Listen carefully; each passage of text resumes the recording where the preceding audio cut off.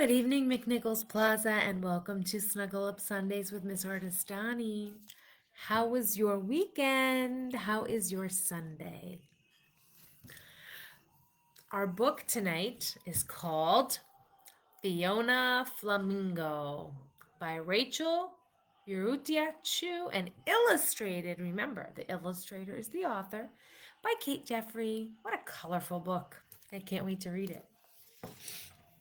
Very excited for tomorrow. K5 Group A will be back for a second week, and I know we're going to have a great day tomorrow. All right, let us begin. Fiona Flamingo.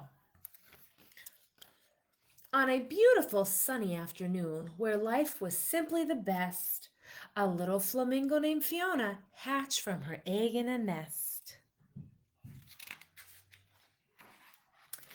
Little Fiona grew up making lots of friends.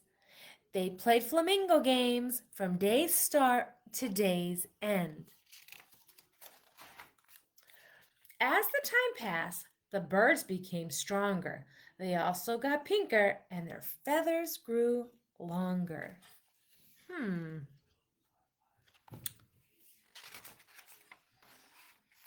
They turned pinker and pinker, and each feather they grew, they got bigger and bigger until some of them flew.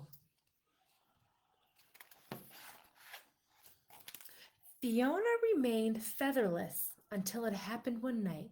She woke up with feathers, but they were bright white.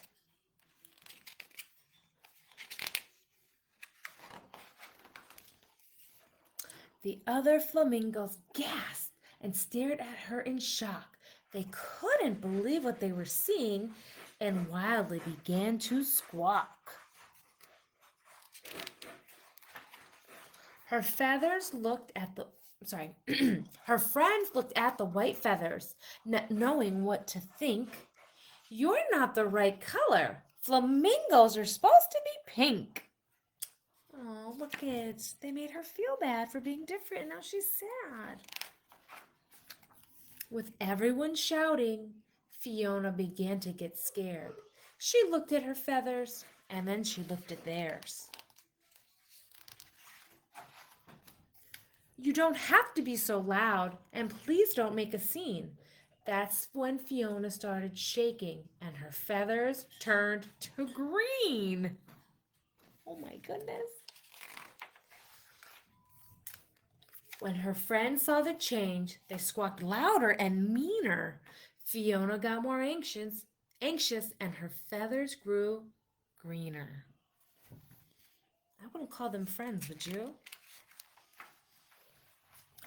Her friends looked at the green feathers, not knowing what to think. Stop being so silly, Fiona. Flamingos are supposed to be pink. Oh no, said Fiona. This is worse than just bad. But her friends kept on squawking, and then Fiona got mad. You're making me angry, she jumped and furiously said. That's when Fiona started yelling, and her feathers turned to red. The flock became silent, hoping things would be better. But Fiona got madder, and her feathers grew redder.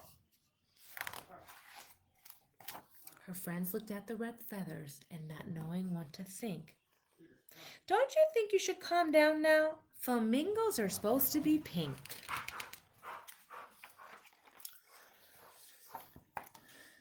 They all rushed to hug her, and now Fiona felt bad.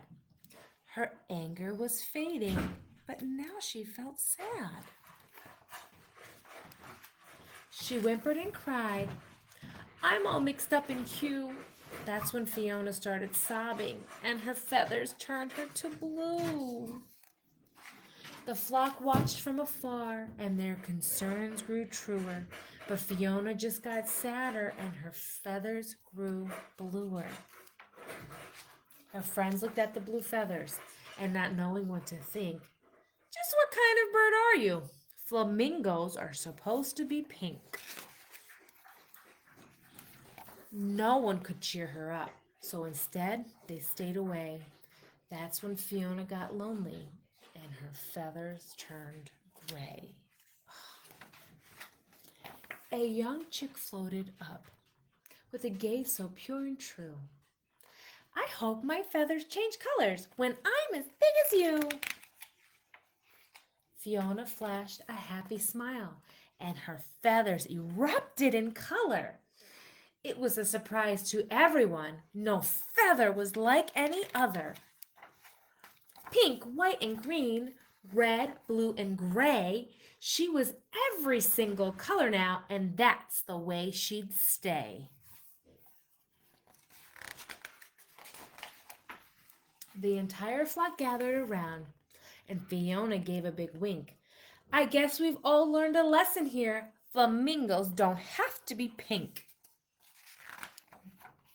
And that, my friends, is the end of our story, Fiona Flamingo, written by Rachael Urrutia Chu and illustrated by Kate Jeffrey. Boys and girls, I really liked that story.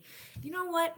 It makes me think about our school, and it makes me think about our city, and it makes me think about our country and how everyone is different and not everyone looks the same. And that's okay. And I love that.